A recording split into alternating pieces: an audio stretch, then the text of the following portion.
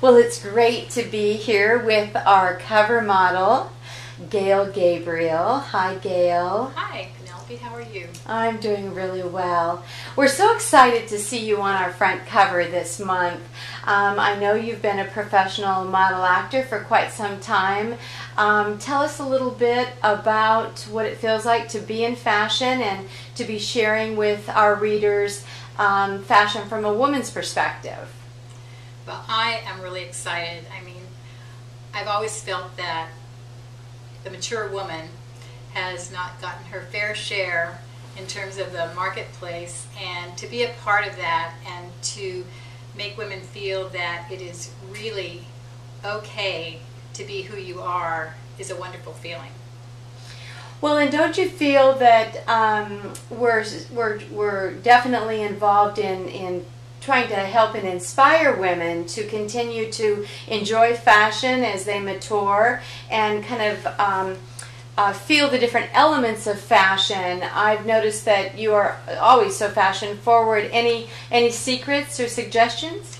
I think what happens as we age, if we don't try to put on colors that really reflect a change in our skin tone, that it really brings us down to a level that maybe we're not too happy with. And so I have found that wearing color for me works really well because it makes me feel happy. And I think when you're older, you need something that makes you sparkle so that it's uplifting.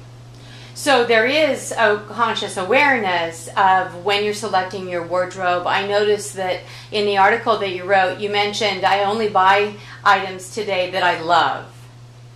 Yes, I've had a few experiences where I'm kind of excited in the dressing room and I like it, and then I bring it home and hangs there for a while before I actually wear it, and I think I must not have liked it as much as I thought I did.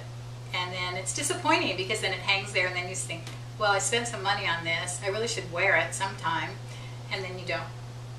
So I feel that now I look differently at what I wear, the different parts of my body as they look in clothing, and try to make a more conscious effort and just have something give me joy. You know, I noticed that a lot of women have a tendency to stick with the same styling they did when they were in their 20s, and now being in our 50s and 60s, that doesn't always work. Did you notice that there was a shift in your trend consciousness or awareness when you were making those transitions? Yes, and it was really difficult because, Penelope, I think what happens is your mind is still back in the, maybe not the 20s, but certainly the 30s and the 40s, and you don't want to give it up. It's really hard, and especially for me, my legs seem to be one of my assets, and so I like to show them. But now, all of a sudden, I'm getting a little modest about the legs and thinking, well, maybe the styles are creeping up a little bit too high. And what's interesting is I have a 30-year-old daughter who is also feeling this in her own age, and she's only 30. And she's feeling, oh, well, maybe that's too college looking or something. So I think whatever decade we're in, it's an issue we need to address and to just do it smartly.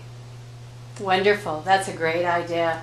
Well, thank you so much, Gail, for allowing us to come into your beautiful home and sharing your ideas and helping all of us women grow through this life in a very fashionable way. Well, thank you so much. And it's definitely a process. It's definitely a journey, and it's a great one to take. So embrace it and have fun with it.